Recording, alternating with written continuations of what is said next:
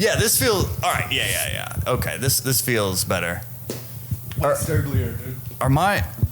I'm cool. Toes are out of frame. I was about to say this is literally the first. You want to put them in frame for the. You want to put them toes in frame for the foot fetish people, like dog. For my OnlyFans. It's a revenue stream. Yeah, dude. These jokes ain't working. You're COVID proof. You know, you don't need a lot. I think that's what we learned during quarantine is, we need more than one stream of income. Yeah. Because I was on the road. I was about to be on the road more than I've ever been on the road. Like I did my 10-year comedy anniversary and I was like about to be a touring headliner. I dropped my own comedy special. I was doing a tour named after the comedy special. And then, come back from a gig. And then the next day it's like, the world shut down. Yeah. Well, you got rid of you moved into a van. Yeah, so... And we're like, I'm going on this tour, and then COVID, right? Well, actually, the COVID happened before the van. The van happened because of COVID. So I was doing the same thing. I had just gotten booked with this entertainment company for, like, a tour across the Southeast, and that was, like, going to be my first time, like, leaving Florida to go do comedy. And so I was like, yeah, we made it big time, you know? Went, like, gave up my place, like, moved to Tallahassee into this house so we could start rehearsing for the tour, and then the world shut down. So so they had luckily, like, the lease was paid, like, for the house for like 6 months. So it was like, all right, you got 6 months to figure your shit out, And that's when that's when I decided, I was like, okay, like, if I'm gonna be homeless in 6 months, like, I'm like, there's a way I could be homeless and do this, like, you know what I mean? So I just decided to go for it. The next logical step is you live in a van with a leaky roof. I mean, it's that easy, dude, right? If there's one tip, one thing that's worked for me as far as, like, making it in comedy, it's if you make it, like, necessary for your survival, you kind of do it. Yeah. You know? Yeah, that's true. Like, yeah, and as comedians, we're addicted to it. So like, it's like by any means necessary. Yeah. Like and also, like, I'm autistic and I also have ADHD. So those two things are constantly at battle. You know what I mean? So the autistic part of my brain was like, yeah, we have to, like, plan this out. We have to figure out, like, the right way to do this. And the ADHD part of my brain was like, if we stop to plan, I will die. So we just gotta move. It's like it's like that Dory, like, just keep swimming. Just like, it's that, man. Wow. Yeah. And in researching you, and what's so cool, first off, researching me. Well, research. Well, I mean, we're here with AJ Wilkerson. This is a comedian 3 years into the game. Yeah. I think we first physically met each other at the World Series of Comedy. Yep, at the Punchline. And you came up to me talking about how much you liked Hot Breath. And Right 10. And the Right 10. And then, like, we met other people in the Hot Breathiverse there, and I was like, oh my gosh. It was like one of my first, like, maybe experiences of, like, someone just coming up to me and, like, naming things in the Hot Breathiverse of, like, I like this and this is so cool. And so I was like, and then now, like, that was a little over a year. I went back and looked at the photo we took. It was a little over a year later, a year earlier. And then now you're, like, what we call, like, a social media star, a social media comedian. Yeah. Like, it happened, like, just... It's like I meet you, and then I guess you got the hot breath bump, and then he's like, "Yeah, I did. I got that hot breath bump." But baby. what happened, dude? I think just that same thing, like I was talking about, like just that need in my brain to, like, keep swimming, And I had, at that point, I think I was already starting to feature for Jason Mewes. So I was already working with, like, Jay from Jay and Silent Bob. Right, yeah. And because this was in May 2021. Yes. So that's when about a year ago from now. Yeah. So, okay. And I was doing the World Series. The Punchline was actually my first satellite for the World Series. And that was, like, my first, like, big, like, real festival, because the only festival I had done before that was during COVID, so it was like streamed, Mm-hmm. So I was doing comedy in an empty room. Exactly. Yeah. At my own reflection, which is so weird. But yeah, I started, like, worked my way through a bunch of different satellites because I had the van, so I was able to just be in those different cities. Yeah. And like I feel like I've been lucky because like every step of the way I've had like either a mentor or somebody like in this business like give me that like an extra little push like when I needed it, you know? Yeah. So like with the World Series, that was my first satellite, and I was in like one of the wild card rounds, and I didn't advance, but I got really good feedback about my set. But then like he was like, okay, if you can change like this and this, and I was like, okay. So I went back and I started like changing and working on it, and I was like, okay, I got rid of this and this and moved these things around, and then I did my next satellite, and he's like, dude, that was amazing, you did everything I asked, but I still didn't advance. So I was like, you know, and then like there were new notes, you know, so then I started working on the new notes, and I kept not advancing. But then I got invited to Vegas for the, you know, like the whole main event. Yeah. And it was because I had kept showing that improvement and kept like taking those notes as like, okay, this is like the challenge. This is what I'm going to do to get better. And, you know, even though I hadn't advanced from any of the satellites, I still made it into like the top 100 and went to Vegas. And then same thing, I just kept working at it. You know, what were some of those notes like that you were getting to like improve on? Because what I've learned is a lot of people that listen to this, they may not even do comedy yet. They literally may just like aspire to do it, and they don't even know where to begin. And I think you may have been making a lot of young comic mistakes that you're getting feedback on that you were able to like refine and iron out. Kind of, yeah. So that's kind of what it was. Like one of the main ones I remember was at that point, like. When we talk about like comedy structure and stuff like that, like I was at that point I was going by like that the old adage, like, you know, you put your best joke last, your second best joke first. Right.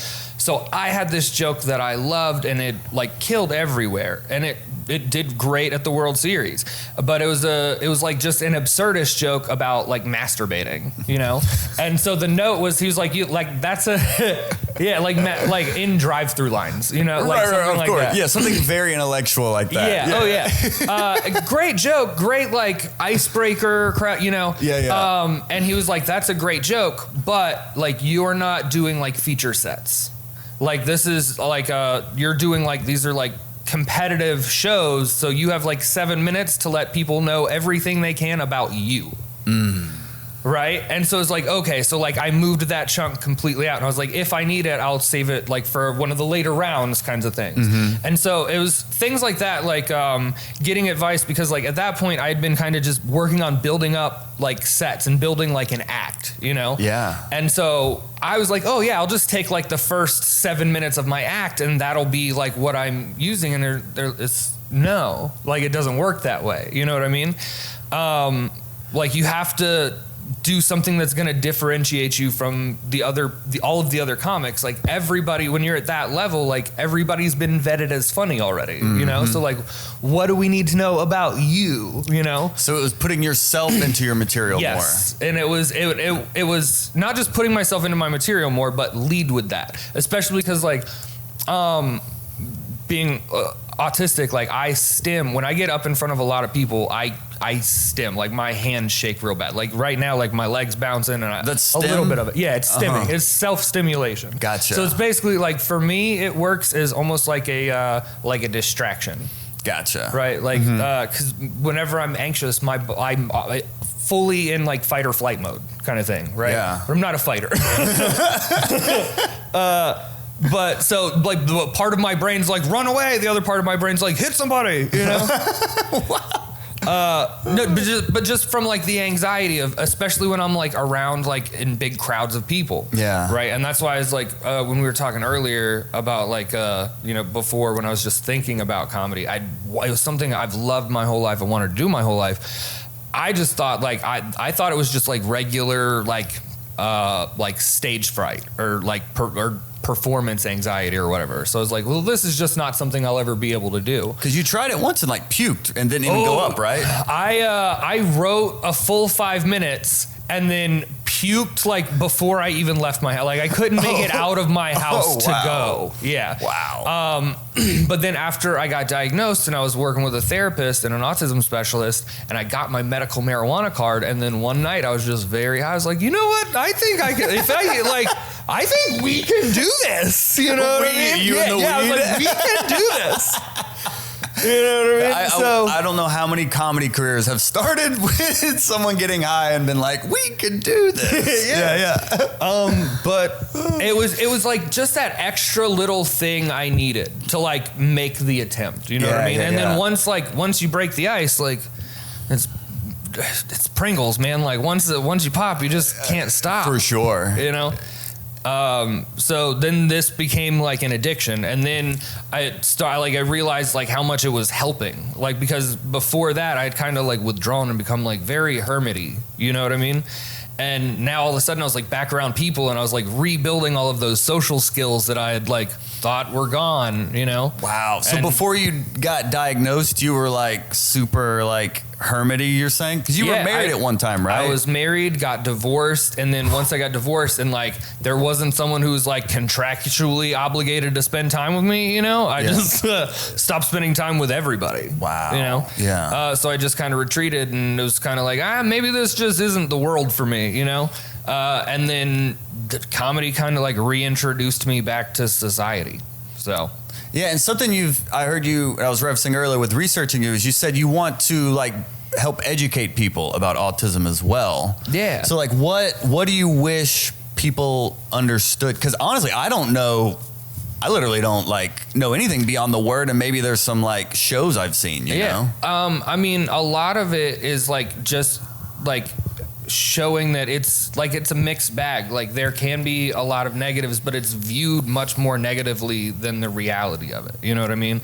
And so people tend to like write off autistic people and like as, oh, well, they can't do anything. But like here, like I figured out a way to like beat my brain and like do this thing that I love doing, and now I figured out a way to do what I love for a living. So like, yeah, my brain's not built for like a traditional society style job, but I figured out a way around it.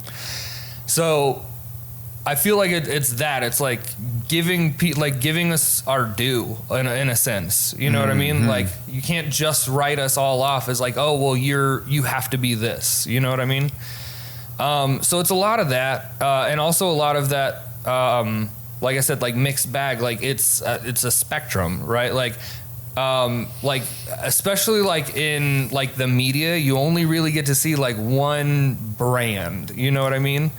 Like I have a bit I've been working on about like how I'm not a fan of Love on the Spectrum, because again, like it's like cops, right? Like they pick like the cases that are going to look the best on TV, like not the reality, you know? So they're not getting like they're not getting like showcasing the full spectrum. They're showing like one color of it, you know? Yeah. So that's kind of my thing. And it's the same thing. Like people hear autism and they're like, oh, like Rain Man autistic or like Forrest Gump autistic. And it's like, well, you know, both of those were like characters played by not autistic people. Yeah. Right? So yeah, it's that. It's like, oh no, it's a real thing, not just something Tom Hanks played in a movie once. So almost like just like not stigmatize, but like almost like humanize, like normalize. Like we're like people with autism are still people who like you're like a working touring comedian. Like it's not all like one specific stereotype, I guess. Yeah. Okay. And also like that, not like the outlook, like people, like autistic people's outlook is only as negative as the people around them make it. Oh. You know what I mean? Like if you look at autism as like, oh, this is such a disability and such a shame, then that autistic person is going to grow up feeling ashamed of how their brain works. Wow. Instead of trying to find the strengths in how their brain works, you know? Wow. So you treat people with kid gloves and they grow up and they still have to have kid gloves, you know? Yeah. So it's some of that. It's like let us experience our own challenges. Let us try and figure it out for ourselves, you know? It's interesting. You weren't diagnosed until you were 30. I think Anthony Hopkins just recently as well. And in his like 70s, 80s, I think. So I guess it's almost, as more awareness and information gets out there beyond like this stereotype of people with autism, then that seems to be maybe opening up a little bit more as well. Right. And I feel like that's kind of where I'm at. As like, it's weird. Like I get like really cool messages from other autistic people and family members and stuff. So it's cool. Like I feel like I get to be a part of that, like bringing to the light. You know what I mean? Mm-hmm. But yeah, like with Anthony Hopkins, like a big like trait or like thing related to autism is masking, right? And like we're talking about Anthony Hopkins not getting diagnosed until in his 80s, right? Anthony Hopkins, this incredible, literally like Academy Award winning, Oscar award winning actor, right? Acting is masking. Like before I knew it was autism, like I just thought like it was like such bad, like this really bad anxiety, right? So I would basically like hide my anxiety, like, and just pretend like, oh, this is what like a normal person, like, oh, this is what my friends are doing, so I'm gonna act like my friends are acting. I'm going to try and blend in so nobody realizes like I'm the broken one, right? So it's like it becomes like for some of us it's like a life skill. It becomes like active camouflage. And same thing like I'm talking about, like he found a way to use that to his advantage and make it a career. So he was able to go 80 years without needing to like pursue a diagnosis. He found like the workaround for him, you know? And some of us can do that and find that workaround on their own. Not having a diagnosis, like it was not anything I'd ever considered until somebody else pointed it out. You know what I mean? And then when I started going through the process, and every doctor I'd get to was like, yeah, we got to move you up the chain because like there's something going on here, you know? And so that like kind of coming to terms with it as you're getting diagnosed with it is like a weird thing, you know? But it also helped so much because it helped me like put pieces together and figure out like, okay, instead of just trying to like keep putting my head down and trying to do things the way everybody else does them, maybe if I can figure out some different ways to do it. So like I went back to, I had already gone back to school and like got my bachelor's degree in graphic design. So instead of like trying to be in an office full of people and burning myself out, I found remote work so I could work from home, you know? Like I found little workarounds like that, but still not enough to keep, like it was enough to keep me surviving but not living, if that makes sense. Ooh, yeah. That's deep. Right. I know. This is all the knowledge now. But that's really cool that it clearly has a big impact on people because, I mean, you have hundreds of thousands of followers on social media now. And I feel like maybe it's kind of like your feedback in the World Series of them pushing you to put yourself out there more. To, even though you were new to comedy, it's like, what is unique about you? What is unique about your own life that you can bring to the stage that isn't a generic masturbating in a drive-through joke? Right. You know what I mean? And so that was that big note is like, you can't start with something generic. You have 7 minutes, like start with you. Yeah. And then the other part was like, because of like the way like my hands shake and I'm shaking like a leaf kind of on stage sometimes. And they're like, even though like you're speaking confidently and things like that, like if you're not, and if you have a short set and you don't address that immediately, like, you know what I mean? So I started moving my set around and starting playing with like different structures, and then realized like through playing with those different structures, like, oh, I can move some other things around, and started like kind of figuring out how to like more like properly structure an act versus like, I got 5 minutes, let me add it to the other stuff I've got. I've got 5 minutes, let me add it to the other stuff I've got. Yeah. You know? And then, but that like trying to study and work on the structure of my act like kind of forces you to develop new material, because you're like, well, I don't have anything that goes from here to here. Like, how do I connect these ideas? Well, now I got to write something that connects those ideas. Yeah. But getting personal can be easier said than done, especially newer in comedy. I mean, it probably took me 8 years to really start like getting really introspective and start talking about things I'm embarrassed about or things about my personal life that I wouldn't normally, just reveal to strangers or friends, So like how were you able to start excavating these personal topics? Like, are you asking specific questions or what's that? Turns out when you withdraw from society and become an introvert, you already are doing those things. Oh. Like you're already like internalizing so many things and like trying to figure out like what's wrong with you on the inside. So you're already going through all of those things. So it's like, okay, now that I'm comfortable like being on stage, I know how to write a joke, and like I'm confident in my ability to talk about something that's personal to me and confident to know it's funny. Like, cause nobody wants to tell something that's like deeply personal to themselves and then watch it bomb in front of 80 strangers. Right. So like, it was one of those things. It was like, okay, I just spent like, a year and a half, like developing material and learning how to write jokes and learning how to write, material and be funny. And now that I've got all this experience under my belt, now let me go back and try and like start to like looking at some of the things that I want to dig deeper into. Mm-hmm. And what do I want to say about this thing that's really important to not just me, but a lot of people. And it's one of those things that if I fuck it up, pardon the language, my brother. Oh, yeah. But if I mess it up, yes, like people are going to be angry with me, and it still happens occasionally, but like I'd say like even with like the following and stuff that I've gotten now, like 1 out of every, 700-800 comments or whatever, like I get like 2 or 3 negative messages or comments a day. Mm-hmm. Like it still happens. Like you can't please everybody, of course. Yeah. But it was one of those things like I had to know that I was funny enough to talk about those things without failing entirely. Mm-hmm. And I don't know if you're like this, but like once you start to get a little more experience under your belt, you can like have an idea, and that first time you write it down, you already know with like 85% confidence this is going to get a laugh. Yeah, I hope. But you really never that's why it's know. 85%. It's a lot like meteorology. Yeah. Like this has a 72% chance of laughs. You know? We all hope, but until you get on that stage is when you really know. Right. Yeah. But when you get to that point, and then you're like, okay, and then you can like, okay, I'm going to take this thing that I'm like 72% confident in, and I'm going to run it through like 2 or 3 mics, and then like see what needs adjusting, run it through a couple more mics, see what it needs adjusting. Mm-hmm. And okay, now this bit is what I thought was 72%. I might have guessed high, but now I've polished it up enough that I know like in the field, it's getting laughs 90% of the time. Yeah.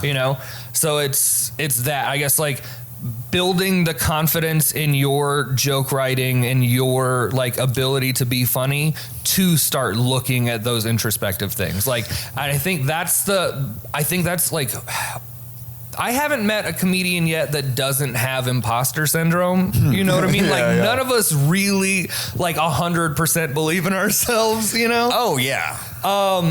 So it's a little bit of like that. It's like if you can figure out a way to like beat that a little bit, you know what I mean? And start getting introspective. Yeah. You just have to have the confidence to do it, And I think that confidence does grow from just figuring out how to be funny first. I think a lot of younger comics, especially like they see like Bill Burr say, women should not be paid as much as men or something like that. And they're like, oh, I want to go have a hot take like that. It's like, well, he's spent a couple decades developing the craft of comedy to be able to make these points. It's like learn the rules and then you break them. So it's like, how can you make your dog funny? How can you make your job funny? And kind of slowly learn how to write funny material. And then you can start to get more introspective as you get more confident in your writing ability. No, it's the exact same thing with exactly like with heavy topics. Yes. And and that's the other thing. It's like a lot of like young comics today. It's like, no, we're going to talk about politics and we're going to talk about like all of these like really heavy subjects. And it's like, dude, you can't make people laugh with dick jokes. It's got to be like, funny. Come on, man. It's got to be funny first. You got to start with the basics. It's got to be funny first. Yeah. The fundamentals. Yes. All right, we'll cut that out. All right, that was so whack. I just like canceled out all of our good insight we were sharing. It was good until he said fundamentals, and then Fix It Felix really ruined the podcast there. So let's get into the whole social media situation here. Yeah. Because I just had Catherine Blanford on here who just went viral. She went viral like a few weeks ago, and she was like still trying to even like, she was still trying to even, when we talk about imposter syndrome, she's like, it's still think at any moment it's all going to disappear, you know, and they're going to like be like, oh, we're just kidding. Like it wasn't, we're going to take all those followers back. Or she was starting to work with David Spade, and the whole time she thought, oh, when I get to the hotel, they're going to say Ashton Kutcher's going to come out and say punked.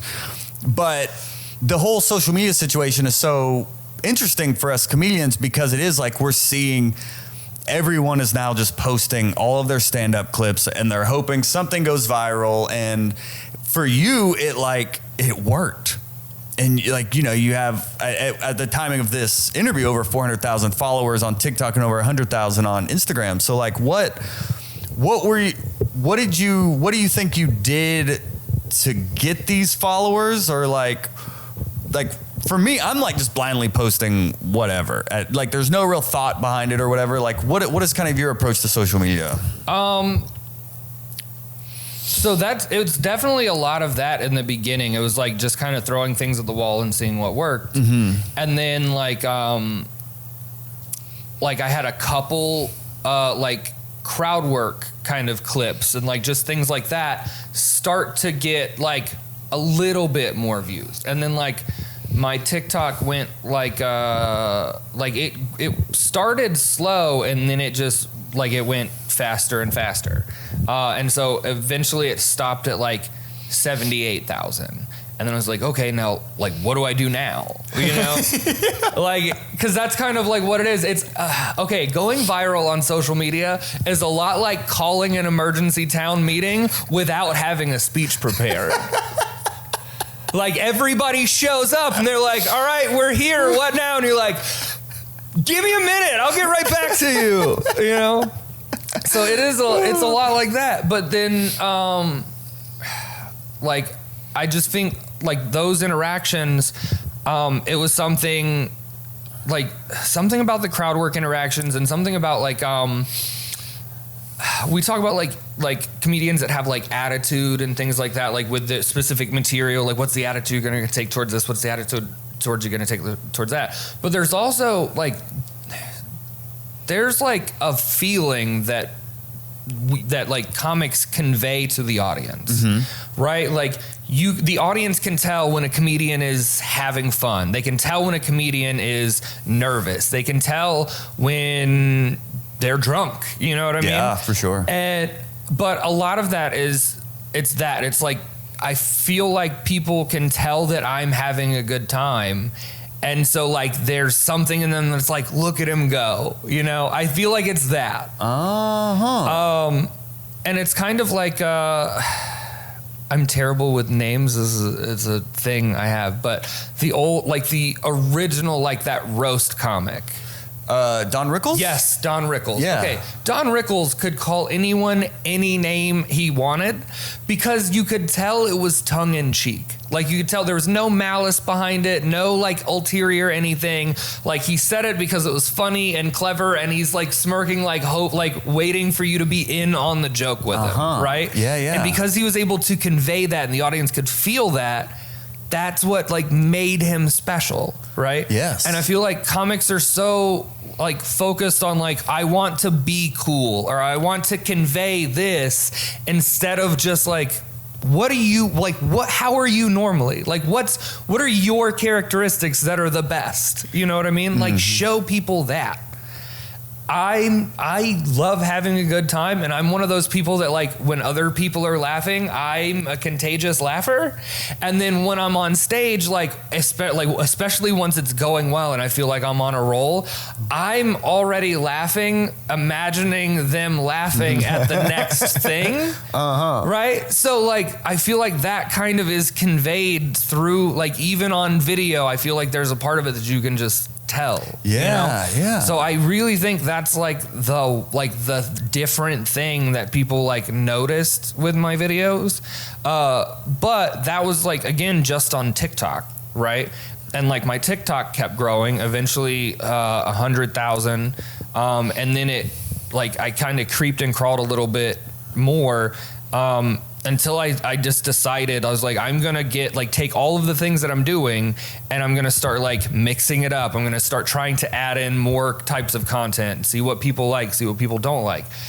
Cause it is kind of a numbers game. Yeah. How often are you posting? Right now, not a lot. Because that's the other thing I realized was like that first, like if when you go viral, there's like this panic as a creator, because like I said, like, what do I say? Like, what do I do now? Yeah. Right. But that's kind of because that's what the platforms make you think you have to do, right? Like they tell you like the only way to really go viral is you have to post like 5 times a day and you have to do this and you have to. Were you doing that early on? I tried, yeah. I went through different periods of it, and what I realized is if you like, I can go through cycles, right? If I can like bank a couple of videos that I'm like, hey, this is going to do really well. This is going to do really well. And then I can be like, okay, I'm going to put these 10 videos out in a 7-day period. And one of those videos will go viral or like, get like 500,000 views. And then a lot of those people will go watch some of the other videos. And then those videos will get picked up by the algorithm and start getting their own follow, like kind of thing like that. Yeah. But also typically by the time you get to like that 3rd video and you're starting to get traction, the next video will kind of just keep piggybacking off of that. So I kind of started doing that, and like just kind of like instead of just putting out like something, I was like, let me put out these things, right? Like let me kind of start curating what I'm putting out. And that's what started kind of working. Interesting. What were you putting out? Different crowd work clips, different like old bits or something like that. I was switching cameras and was always having a hard time like getting good tapes of stuff. Yeah. But I'd get a good tape and I'd be like, okay, this bit, like I'm kind of like, I don't use it anymore. So like, I'm going to wait until I get like 2 more good clips and then I'll put all of them out in the same week. Gotcha. Or, I have this joke and I'm going to put this bit out, but I can technically break this bit into 3 videos. And do like a part 1, 2, and 3. Yeah. Well, not necessarily that, but like these jokes are like this part of the joke is funny by itself. You don't need the rest of the joke to laugh at this part. Oh, nice. Right. So this can stand on its own. So I can post like the full joke and I can post like this joke the day before as like a teaser to the full joke. Okay. Kind of thing. Okay. And then, so that started working. But then the other thing that really helped was, and this is, are you familiar with Ben Brainerd? Yes. Okay, so Ben Brainerd, we linked up and I featured for him for 2 shows in like Chicago, and we were talking and he's like, hey, these are some of like the things that I've like found have helped like my videos in the algorithm, right? Like things like making sure that you have like a full vertical video without the black bars, like in like the different platforms can recognize that, and it like basically it's like negative points, you know what I mean? Like towards like your algorithm score. Yeah. Interesting. And then he was saying like Facebook and Instagram right now, Reels like have a higher like or like weighted like a GPA. Like Reels are weighted heavier because they're trying to compete with TikTok. So they're trying to get people to like bring their videos to Facebook and Instagram. So I took some of the content that I had already banked from TikTok, and having been on TikTok for so long, I'd posted like 2 reels on Instagram in like 3 years. So I was like, okay, let me start putting stuff on Instagram. And then I figured out like a cool, like a workflow thing, right? Like I realized like if I edited the video like in Facebook Reels and posted it on Facebook first, I could download it with no watermark. Because if you post something on TikTok and then post it on Instagram, Instagram can recognize the watermark, negative points. Yeah. But Facebook with no watermark, I can download it from Facebook and then post it to Instagram and TikTok. So I'm getting 3 times the output with the same amount of labor. Wow. Right. So I started figuring out things like that. And in 60 days of I basically was like, I was like, okay, for these like 2 months until something works, I'm going to post a video at least every other day. Super attainable and like sustainable. Right. A lot of times I'm like 3 a day, here we go. Right. And then day 3, I'm like, I hate comedy. No, I was like, I want to post something every day, but I don't have to make a video every day. Or if I sit down one day and make a bunch of videos, I can space those out, right? And that also gives you the chance to like mix up your content. So you don't have like 3 clips where you're wearing the same shirt or, from the same show. Yeah. It's like, how do I start mixing this up? And in 60 days on doing that on Instagram, I went from like 7,000 followers to 130,000 followers. And on Facebook, I went from like 3,000 followers to 85,000 followers. Posting a stand-up clip every other day. Sometimes it was a stand-up clip. Sometimes it was it would be like a material clip. Sometimes it would be like a crowd work clip, or sometimes it would be from like on my TikTok. I got like a company reached out to me. It was like a booking company, and they're like, hey, if you want to come to like stay in our places for free when you're in our cities, all you have to do is make us TikToks, like make us funny videos. So I made a couple like really fun sketches, and so since I had to do them for my Instagram anyway, I was like, hey, this is like free content for me, so I'll post them on my other platforms and still shout you out on my other platforms. Wow. And so like I'd kind of mix in stuff like that. So like sketches about like Airbnb nightmares, right? So I'd like post some stuff like that. I'd post just some, like sometimes I'd figure out like something random to post, but I just kept it going and it just worked, and like some of the clips were better clips than others, but I think it was like for me, it was figuring out like, okay, what's my most effective way to do this? Because I don't want to be one of those, I don't want to have to like drive myself to just put out content every day, because like, okay, it's like our stand-up. If all you do every day is write 10 new jokes and go tell those 10 new jokes, like 2 years from now, what happened to those jokes you told like 8 years ago? You know what I mean? Mm-hmm. Like with stand-up, like we're constantly trying to like whittle down and refine and like cultivate and curate the best possible version of this. Like if you think about stand-up as content, we're trying to curate like a perfect hour of content. Right? Mm-hmm. So why would we not try and do that with our social media? Like, why would we not try and like decide like, hey, this is what I want my bar to be? You know what I mean? And so I started doing that and like stuff that I was like, okay, well, this isn't something that's going to work in my act. And I'm not telling it on stage anymore. So, okay, let me try and figure out like a good, like make sure it puts its best foot forward for social media.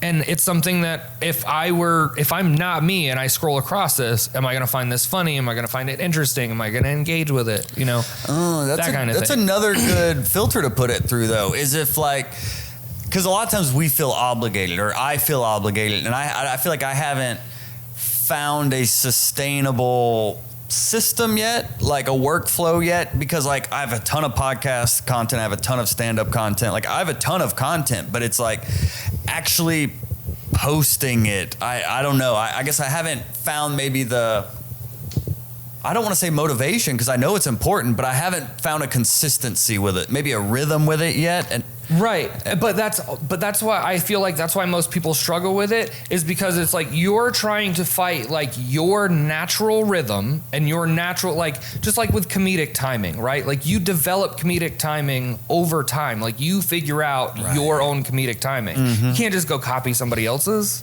It doesn't work the same, Yeah. Like you can try and copy other people's cadences and inflections, but then it's like, is he trying to do Seinfeld right now? Yeah. So I feel like it's like you have your own natural rhythm, and then there's like the rhythm that like the algorithm and the platforms tell you have, like, if you have to keep up with this fast-paced thing or it's not going to work. But that's not true.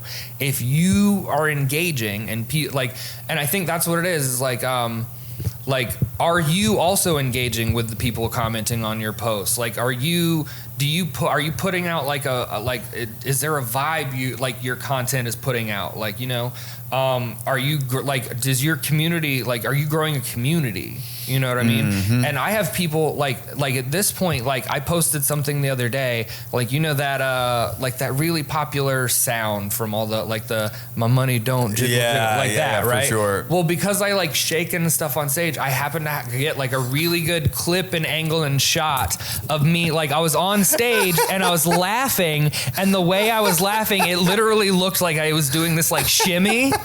Right? So I put it to that music and then looped it. You know what I mean? A couple times. It was wiggle, wiggle. And I literally just somebody commented, he's like, dude, I love how you just look like you're always having a good time. Yeah, that's great. And so I commented back. I was like, hey, thanks a lot. I am having a good time. Yeah. You know? But it's that. It's what are those things that the people it's social media. You're trying to convince strangers to like you, right? Yeah. Well, you have friends and family members who were also at one point strangers who you convinced to like you. So what are the things they like about you? Show the people on social media that. Wow. Because then that's going to make them develop a connection to you. So even if you haven't posted in 3 or 4 days, they're on your stuff so much that when you do post, you're popping up in their feeds. Because they're liking every time you post. They're coming back and commenting. When you post on your Instagram stories, they're reacting to your stories and commenting back on if there's something in the story, they're this happens to me all the time, when I post an ADHD fact or something. Yeah. So it's kind of that. It's I think it's not figuring out how to blow up on social media. It's how do you figure out how to be yourself on social media? And I think if you can figure out a way to do that, then it'll work out. Bars. Yo, that's dope. That's a great tip. Yeah. And I think maybe a good place to start is, like you said, would I watch this? It's that's a big thing to put it through, because I think a lot of times we're well, what will people like? What will catch the wave or whatever? But you said you want to make sure you're posting stuff that you enjoy and that you would actually watch and consume and share. So that's a good place to start with whatever you create. So yeah, I do feel like it's multifaceted, but like I said, if you double check all of your technical stuff, make sure your video's vertical. If you can put the subtitles on the video, that pumps it up in the algorithm. Make sure you're using hashtags. Little hashtag tip, I guess. Hashtag tip. No. Hashtag tip. What I do, and something, I don't know if it works. I don't know if it's helped. Honestly, I still don't fully understand hashtags. All right. It's basically Bitcoin. It's helping. I'm doing well with them. Don't really understand how it works. But I mix up my hashtags, right? So I get a reel ready. I go to post it on TikTok or Instagram or anywhere. Most people would just be okay, I'm going to pick 4 hashtags that are all 5 billion or 5 million or whatever. But the more the hashtags are kind of weighted with how many followers you have, right? So when I had 10,000 followers, I would find a hashtag with 2,000 likes, and then I'd find a hashtag with 10,000 likes, and then I'd find a hashtag with 50 or 100,000 likes. And then what would happen is let's say that 5,000 hashtag, let's say my video got some traction on that. Well, that traction would help me get traction in the bigger hashtag. Mm-hmm. So if you're just posting big hashtags, you're never going to get traction in there, because you're not basically you need a fluffer. Right. So I was using the small hashtags as fluffers to get me traction with the bigger hashtags.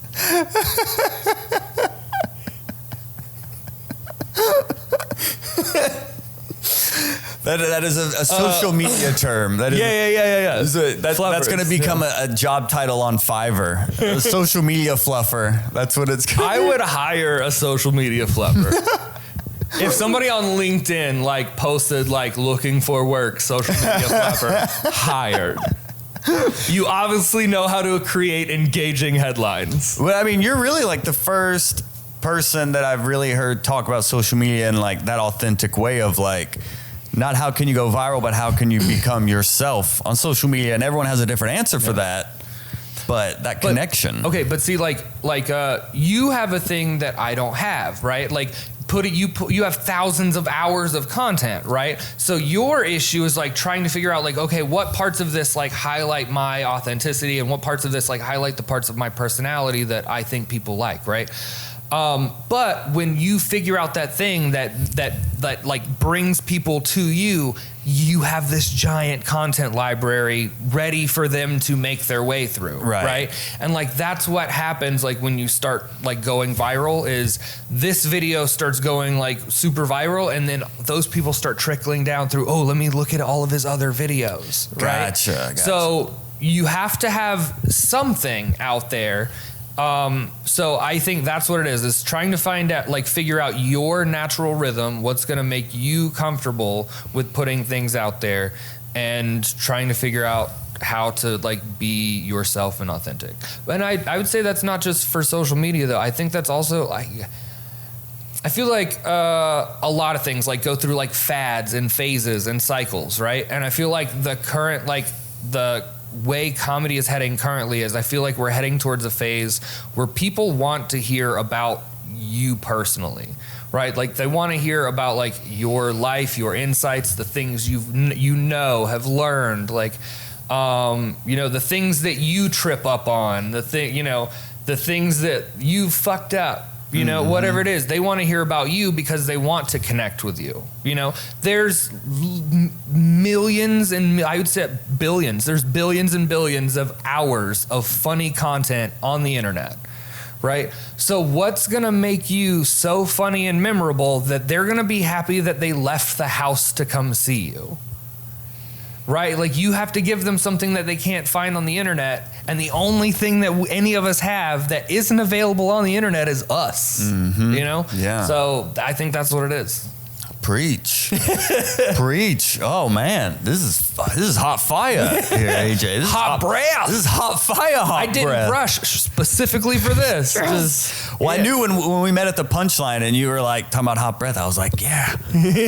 Hot breath out here. It's cool just to meet people that like listen to it and follow it in like real life. And then you're like, oh, well, it's like working.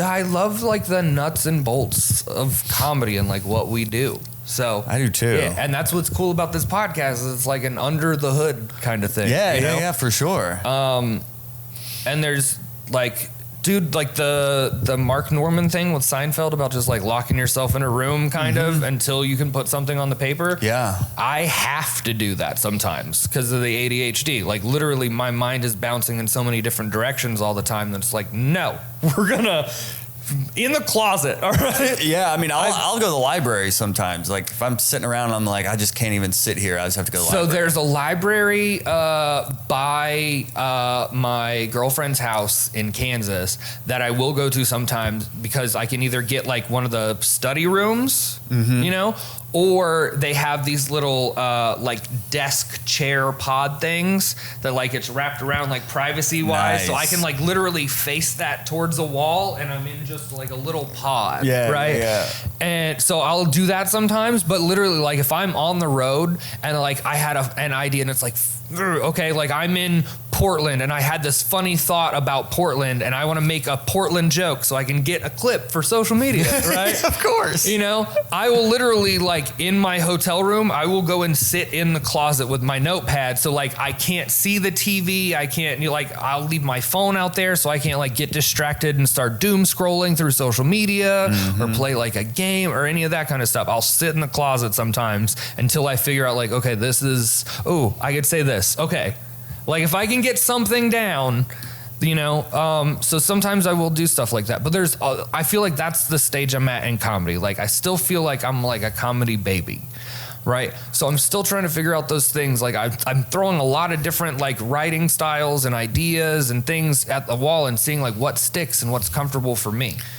And you're 3 years in, right? Yeah. Yeah, I mean, the rule of thumb is 10 years until you even start figuring out what direction you want to go. Like, until you even start finding your voice, they say 10 years. And like, I mean, I'm 12 years in, but really like with COVID, like I hit my 10-year anniversary and then COVID hit. And like, you know, then like, I feel like I'm just still getting back into the rhythm of like live shows and stuff. So it's like, I'm still trying to figure it out. I've interviewed people 20 years in the game who are like, I'm still trying to figure it out. So it's like a never-ending Rubik's Cube, you know. But 3 years, you've got the whole world in front of you. Oh, I hope so. But like I said, I feel like that's the thing that like everybody struggles with because we're always chasing our heroes, right? So it's like, oh, how does Seinfeld do it? Well, I'm going to do it exactly how Seinfeld does it. Well, you do that for 6 years and you don't get the Seinfeld results and you're like, okay, well, what now? Like I wasted 6 years because I wasn't willing to try something else. So I feel like that's the key is like try all of the different things. Just keep trying. Like you did with social media. Yeah. Keep trying until something sticks. And that's true even with like getting laughs on stage is like you talk about social media posting and then the audience let you knows what they like. The audience in stand-up will start to reveal what's funny about you. Yes. Whether it's certain things you talk about or how you say certain things or facial expressions. Like that old adage, like comics say funny things, comedians say things funny. Oh, yeah. Like some of the comics like I look up to the most and like I think like study the most are those guys. Like I like two of my favorite like right now they're Theo Von and Dusty Slay. Because if you listen to Theo Von talk about anything, you're like he just says things funny, you know? And Dusty Slay is the same way. And like so it's kind of that. It's like I want to like there are different skill sets I want to like develop and like add in as I go, you know? And so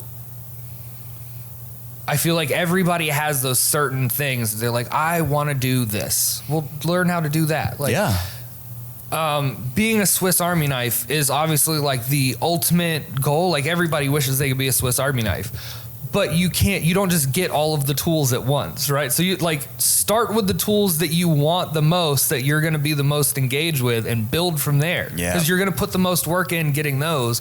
And if you like, you'll look back and be like, oh, I have these 5 tools and these 5 tools got me this far. And then you'll start working at developing those other tools. So that's, I guess, what I've learned so far. For sure. Yeah. It's all one thing at a time. Like I started out as one-liners and then like started getting more storytelling and then more animated and act outs. I'm still like working on all of it, but it is all like one skill at a time. And then over the course of years, you'll look back and be like, oh, I have all these skills that I've just developed over show after show after show. Yeah. I realized like 2 years in, I had all of these like natural act out points. And I wasn't doing, I was like, I'm doing something, but I'm not doing anywhere near enough. And then I started working on like practicing weird facial expressions in the mirror and like, what does my face do when I do this, you know? And also like vocal inflections and stuff. Like my voice already like shakes in a slightly higher pitch just from the anxiety of being on the stage. So it's like, okay, how can I, right here, I'm going to go low. You know what I mean? Like, so it's just figuring it all out. You're right. It's all of the little pieces, and I will literally talk about all of those little fucking nuts and bolts all day long. I'm like Count Chocula. What is in your 3 years, like what is like a story? You know, I always ask comics on here like a bad bombing story or like getting booed or something. Like what for you is there a show that you'll just never forget that you got it? Yeah. Oh, okay. Right here in Atlanta. Oh, no, I don't think it, right here, right now. Not technically Atlanta, but Atlanta. You know what I mean? The Miami Lounge. Oh. They used to do comedy shows there a little while back, and it was right after It was maybe like a month and a half after I first like got the news from like Jay that I was gonna be like going on the road and like featuring for him. Yeah, and that was basically you won a contest to open for him, and then he loved you, and then he was like, let's go on the road together. Yes. Just for people that may not know, but yeah. So I did my research. I just wanted to, I didn't want to skip over that big moment in your career of you getting to start opening for Jay. I was trying to be humble, you know, but I just want people to know the context there. Yeah. Back to fluffing. All right. Anyway. Sorry. Okay. But so I just started like with that. I think I hadn't even done like my first gig with him yet. I just like had it on my calendar. You know? You're feeling yourself right now. Oh yeah. You're the comedy's next big thing. Oh yeah. Like, well, not so much that, but like, yes, like very proud of it and stuff like that. And like I'd already posted and stuff about it. And I came up here to Atlanta and I was doing a show at the Miami Lounge. And one of the other comics on that show was Chris Harvey, who's a buddy of mine, so fantastic. But this was my first time I ever met him, right? And I didn't know until I got to the club that it was like an urban room, right? Oh, yeah. So I'm already like a little in my head about that because I haven't done a lot of urban rooms because I'm also still like at this point a year and a half into comedy, you know? So I haven't done a lot of rooms, period. Yeah. You know? But so I'm already a little in my head about that. And then Chris Harvey comes over to talk to me. He's like, hey man, like, I saw like on social media, you're the guy that is going to be featuring for Jay and stuff, right? And I was like, oh yeah. And he's like, oh cool. He's like, I actually featured for him in St. Louis at the Funny Bone, like the week before that happened. And they were talking about me coming on the road and featuring for him. And I thought he was going to be like a dick about it. Yeah. Like I was fully prepared. Like as he's talking, I was like, oh no, you know? Yeah. But instead he was like, he couldn't have been happier for me. He's like, dude, I saw like a couple of your things like on social media. Like I didn't have a whole bunch at that point, but he's like, I saw a couple of your videos and like, dude, your whole vibe just fits his show's vibe better than I could have, you know? Yeah. And he's like, so I'm so happy for you, blah, blah, blah. And then he like after that show that night, he gave me like so much like great like comedy big brother advice. Like he was the one that like gave me advice about like how to make my merch and stuff like that and making sure that I had merch. He's like, dude, if you're going with Jason Mewes to these big shows, you need to have merch, right? And he's just throughout like still gives me all sorts of like great advice and stuff like that. But he was so nice and congratulatory about how like I deserved this thing and all of that, and he's so happy for me. And then I went out to feature for him and bombed my ass off. And in my head, I was like the whole time, at every joke that's not going well, and every single one, I was like, he's getting more and more pissed that I got that job. Like every time. And then the only other bombing story I have, like a really good one, isn't from like an actual bomb, but I did recently I did the Bloomington Comedy Festival, right? Okay. And the headliner for one of my shows is Caitlin Palufo. Dude.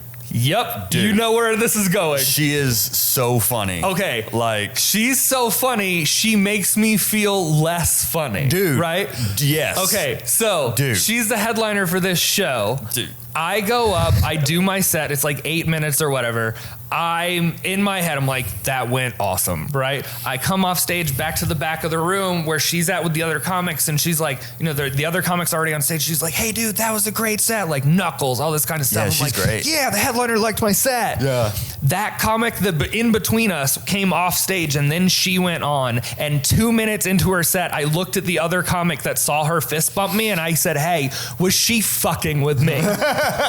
Because she was so funny. I was like, there's no way she actually thought I was funny. So you're saying she was so funny you thought you bombed? Is that what you're saying? Like she was so funny, she had me like second guessing everything. Oh yeah. Because I was like, no. She complimented me on my set. Mm-hmm. And I didn't do that. Yeah. Like, it was that. It was like she had to have been fucking, like she couldn't have meant it. Like in my head, it made literally so funny, made me start questioning myself. But nice people say nice so things. Fantastic. You know, yeah. so she was genuine, I'm sure. Yeah, no, absolutely, she was genuine. After the show, she's like on her way out, she was like, your set was again like so good, blah blah blah, like reconfirm. She still thought I was funny. It was super nice, but just in that moment, like. like she just complimented me. I'm basking in this glow, you know what I mean? Really soaking in that moment. And then she just starts crushing so hard, like it turned my light off. Yeah. You know what I mean? Yeah. You know, I've every time I've seen her, yeah, it's there's just levels to this, dude. Right. There's just levels to this at every turn. Whenever you think you've got something figured out, you're gonna see someone who has even more figured out. So that's just focusing on your own journey. Right. Okay, but I view those kinds of things as like challenges. Like, okay, I feel like she's so much funnier than her, which means I have to put in so much work to where I feel like I'm at that level of it's funny. inspiring for sure. Yeah, you let it inspire you, not like demean. Yes. Okay. I look at it as like almost like running like cross country, right? If like you're running cross country and like another runner passes you, you can like be bummed about it, or you can just like fall in line behind that runner and be like, okay, I'm gonna like figure out what's like, you know, like reduce my drag, like figure out, you know, something to figure out how I can keep pace with this person. Yeah. So I do think about it more like that, but also it's cool. This is like, this is like just one of those weird things. So I got asked maybe a month after that festival I got asked if I would be interested in headlining a different comedy festival with Caitlin Palufo. So I was like, okay, cool. So in my head, I was like, okay, like I have to start stepping my game up now so that when I get there, I don't feel like I got buried in the dust. You know what I mean? Like I gotta like get ready. I gotta prepare so I can come in here and prove I belong in this category. You know what I mean? And yeah, there's something about that. Like I think because I grew up with like a coach dad, you know what I mean? So it's like the things like that, like I don't ever view, like I'm never mad at somebody else for being like, you know, like, oh, they're funny, or oh, fuck you for writing that joke that I wish I had thought of. Right. Like, I just view it more as like, okay, I got to get better. I got to get back in the gym, you know, like I got to get stronger so I can keep competing. Cause to me, like it's friendly competition. For sure. And it's like, I think we're all salesmen together for the same company. Yeah, you know what I mean? I think I'm hoping that's the thing with Hot Breath is like the community being positive and supportive. Because when I started, it was very negative and competitive, and I'm hoping this new kind of culture in comedy it seems to be younger comics are helping comics each other, and there's so many examples of things Bill Burr has done to produce comedy specials and things like that, and so many comics are doing that. So it's I'm hoping that's kind of the new norm in comedy is us helping each other and realizing there's enough for everyone. Well, and so same, like my early experience in comedy was in like a small, like a smaller scene where there was a lot of like drama and negativity, and then when I started getting on the road, I started realizing like, oh, like, yeah, that exists. And there is still a lot of it in comedy. Yeah. There's also a lot more optimism and positivity. And like, you're right, like the Right 10 and Hot Breath Network. And like that night at the Punchline, I met like 5 other hot breathers. Yeah, you know? I did too. Cool. It was awesome. Yeah. And yeah, like there's people from that, like hot breathers that I met at that Punchline event that like I still friends with. We still talk. I'm staying at one of their houses this weekend, so I don't have to pay for an Airbnb the entire time I'm here. That's, you know, awesome. And so it's literally like we built this like fraternity, right? And it's kind of like that. Like if you think about it in that, not like from like the sexist standpoint, but like not like a men only thing, but like a, what would that be? Community. But there's like a camaraderie. It's like a co-ed housing situation. It's a co-ed fraternity. What do they call them? What are the all-inclusive? What do they call the bathrooms that you can be either gender? I don't know. I was trying to make it. Call them bathrooms, man. Gender. Yeah. Why do you got to come up with a different name for them? Gender neutral. But I know what you're saying, not fraternity, but community is all I can think of. But yeah, a place for everyone. Yes. Yeah. It is not a brotherhood, but a familyhood. We created a familyhood. A familyhood. Yes, indeed. Yeah. Okay. And it is cool. Obviously it's one of those things where not everybody's everybody's never going to come on board. You know, you're always going to have that, you know, those negative people and stuff like that. But it's weird because I've noticed, especially like the last several years, you notice like the people with like the positive outlooks and the people that are nice are the people that end up getting nice things. Yeah, for sure. You know, and I do feel like it is kind of turning that way. So it's very cool seeing that like, oh, this is something like we've already been doing, and I'm not starting the trend, but it's cool to see that it is trending in that direction. For sure. I guess. Yeah. And it's also just it's the closest thing I've felt since being in the Army, if that makes sense. Comedy? Yeah. Wow. Because it's like in the military, if you move from like one base to another, you're in an entirely new squad, entirely new like coworkers, group of people. But there's still a certain baseline level of camaraderie because it's like, hey, we both signed up to do this one thing that not everybody else is brave enough to do. True. Right? And I'm not saying the comedians are brave by any stretch of the imagination. I'm not trying to compare them to like our nation's heroes. Of course not. But there is like a sense of camaraderie among comedians, and that sense of camaraderie is it's the closest thing I've felt to that thing you have in the military. Yeah, I agree. And so that's been really cool. Like, so it doesn't matter like what city you're in, there's always going to be people in that city, like other comics in that city that are going to be welcoming and friendly and things like that. Of course. They recognize that same camaraderie and familyhood. So What happened at the Miami nightclub? You just said you bombed and then that was it. Like, no, what, it was just what was the to bomb? me. Oh, it was my regular material, but at that time, like, You just didn't get laughs? Did they boo? didn't Did they get- leave? Where's the heartbreak? I didn't get anywhere near the laughs that I normally get, and like there were a couple jokes like when I said I was autistic, like there was like such a long silence, and there was literally like an older black woman, and you could just hear, and she's like, "Oh baby," like that, and like normally like there's like a silence, and I can ride that silence and then come right back with like, ooh, you feel how uncomfortable everybody just got? But for them, like they didn't get uncomfortable. They were just confused and sad. That's okay. So that's why I followed up, because I came up in urban rooms in Atlanta. So like I know that exact scene, like that type of show you're talking about. So I wanted to picture you in that moment, like bombing and what happened. Like I said, that was before I learned that lesson about like start with the thing that's unique about you. Exactly. Like, why are you different? Start there. Right. So I started with like the generic, like absurdist material, and like it was funny, but it was like nobody was really engaged because they're all like, what's going on with them? No connection. You know, like, yeah. So I bombed, and that was one of those things he also brought up that night. Was like, dude, you gotta like, you have this thing, you need to lead off with this thing, like throw the haymakers right out the gate. Like you have to do that in these rooms, right? And so, but it was like I said, it was just doubly painful because I was bombing in front of this dude that like had in my mind at that period, because I had like had such like a negative start to comedy in my head. I was like, he has every right to absolutely hate me, you know? But then he was so nice and so supportive, and now I'm bombing, and he's like, in his head, he's like, I take back every nice thing I said to you. Like, I should be opening up for Jay right now. Like in his head, he was like, nope. I was wrong, you know?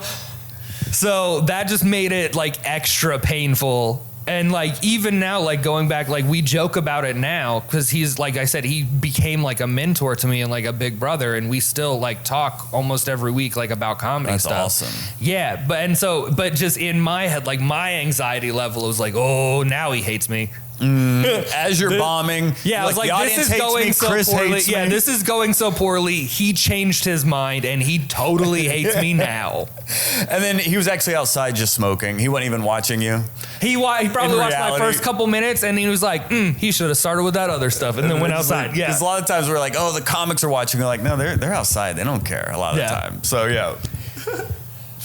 So yeah, that was really the real painful part of that. And then my only other one was an open mic in Orlando, Florida, and I was hosting, and I was coming off of the road. Like I had literally was coming from a show. Like I had just done a weekend with Jason Mewes. I was like, yeah, I'm doing great at this comedy thing. Of course.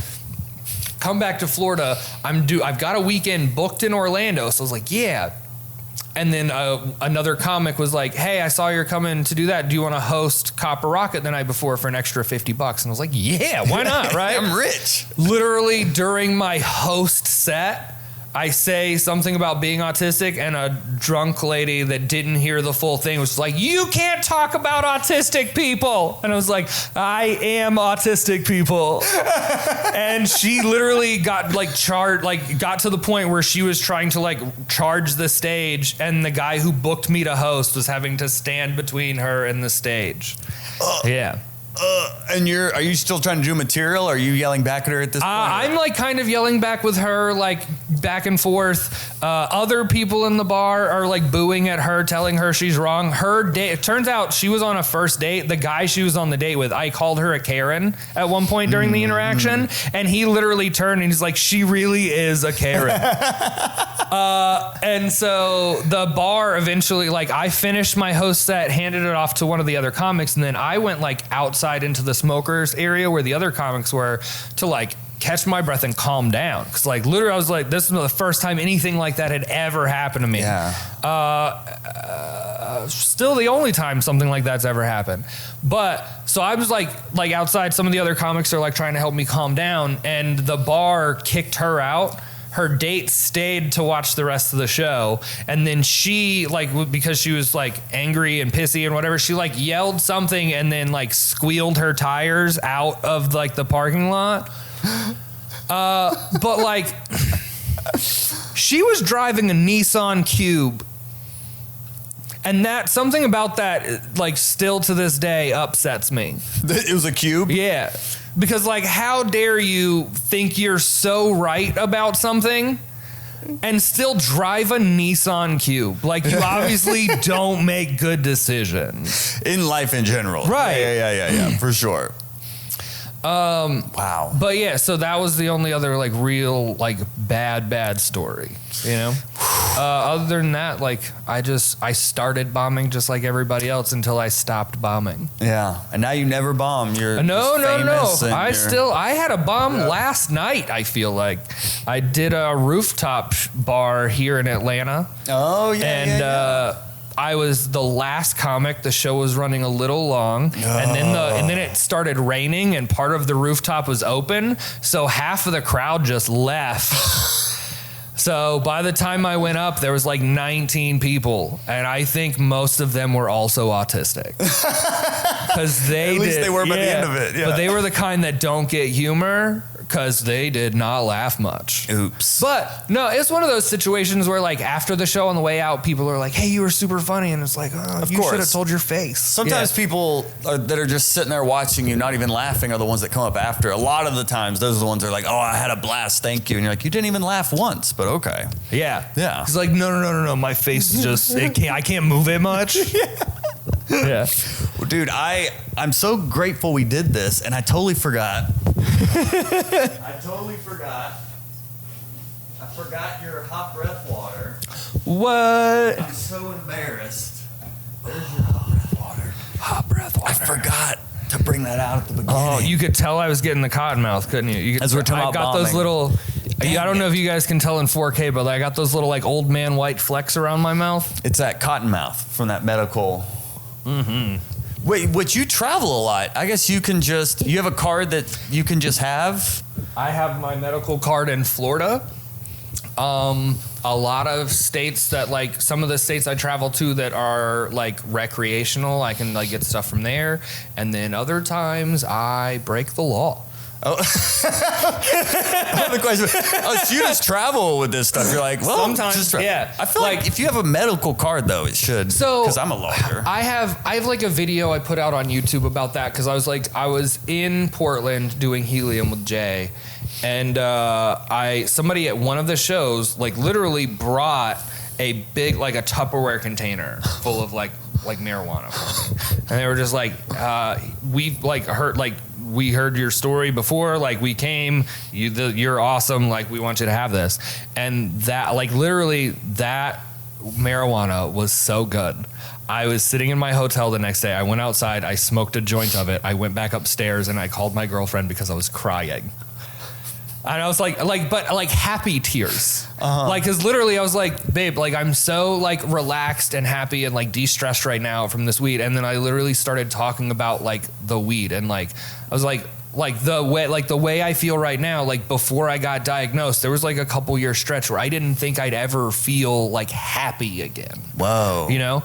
And like, there was a period of time where like I was like calling the VA crisis line, like multiple times a week because I was like afraid I would hurt myself, right? Like I did not want to live on this planet anymore, right?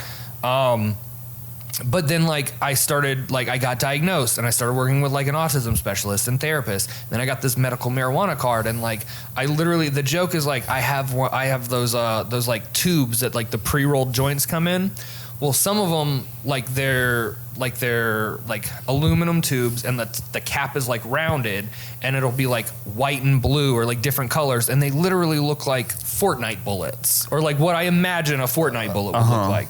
And I made that joke that night in Portland.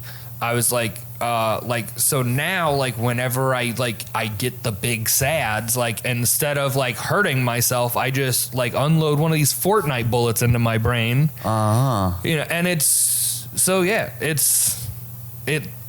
not only gave me like the fuck around and find out to like do this, but it also like helped me like get through like this thing with my brain that like, it's one of those like what comes first, like the chicken or the egg kind of thing. Like, do I have depression and anxiety because I'm autistic, or do I have depression and anxiety because I was autistic and went so long without being treated and trying to like basically like found unhealthy coping mechanisms for my brain that caused these other things to develop? I don't know, but I know that helped. You know what I mean? Like when nothing else I had tried in 30 years helped. So it's important to me. And at this point, like, this is what I do for a living, right? Like, I'm not going to lose my job over getting busted with marijuana. And I'm a service connected disabled veteran. I have my medical marijuana card in my home state. If you really want to like arrest me for having marijuana in a place where I'm not supposed to have marijuana, like I will be the poster boy for getting this law changed. You know what I mean? Like I've had like 3 or 4 people already like basically offer to pay my bail if that happens, because it's like, it's unfair. It's an unfair system where somebody who has a medicine with a proven documentation of how well it works for them to not be able to have that medicine. Like, you don't tell a person who's on like blood thinners they can't have their medicine because they crossed a state line. So it's one of those things. Wow. Yeah, I was bringing up weed, and you brought up calling the crisis line. I was like, oh man, my bad, dude. I didn't mean to. Like, no, it's just. I appreciate you sharing that, though. Yeah, but that's why, like I said, if I most places now, it's a ticket.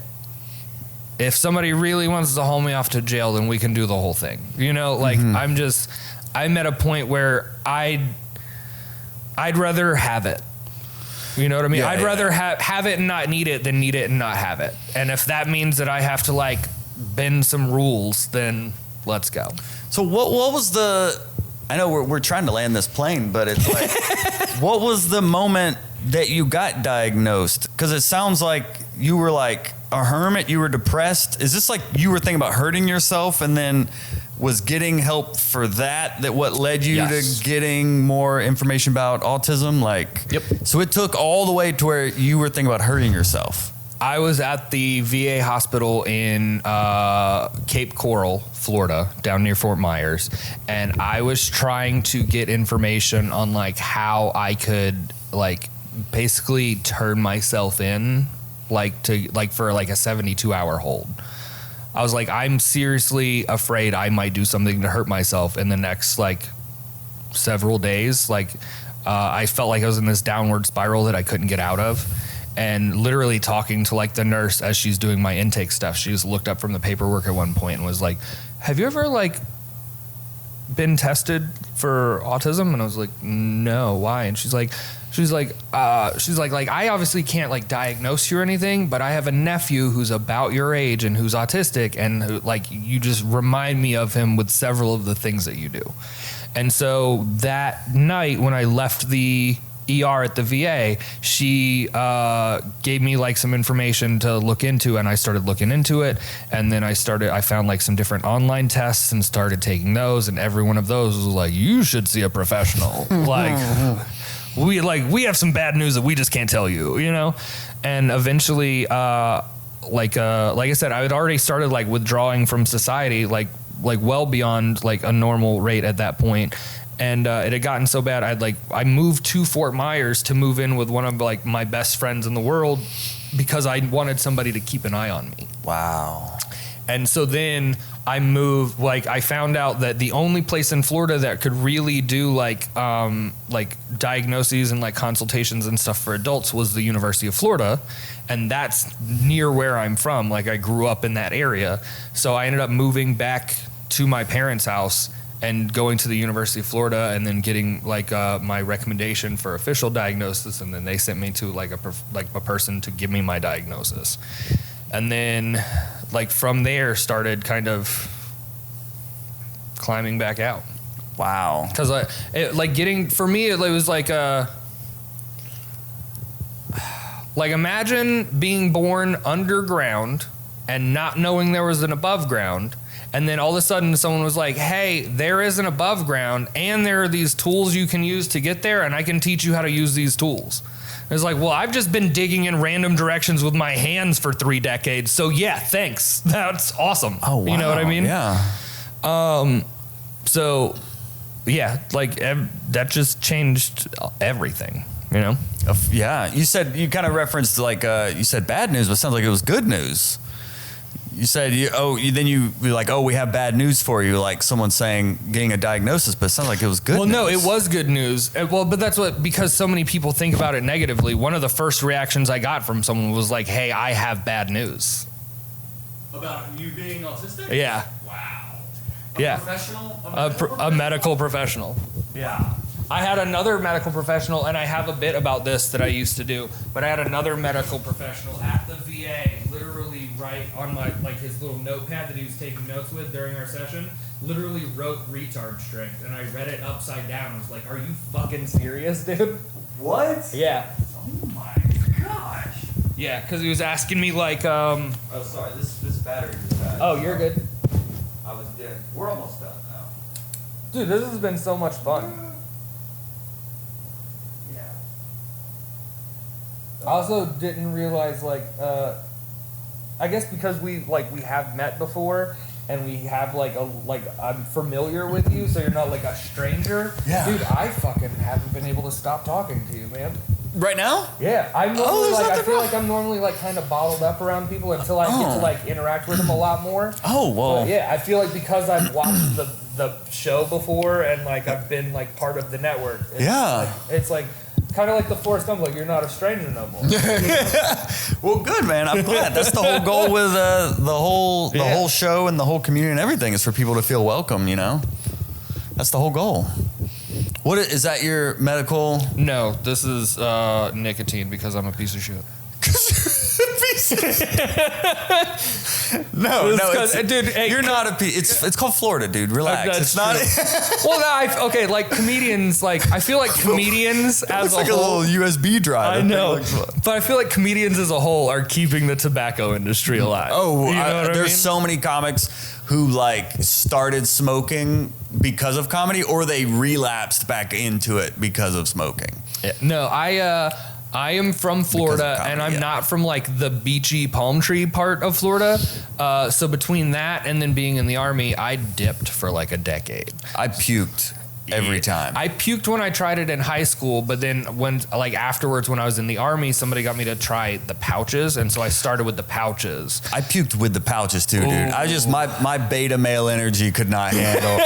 I tried to look alpha with that dip in, dude. I puked literally every single time, and I tried it a lot. I wanted to like it so bad. And it just got sick every time. Yeah, I got used to it in the Army and then couldn't stop. Like I was already addicted. So I dipped for like a decade. So then I switched from dipping to vaping.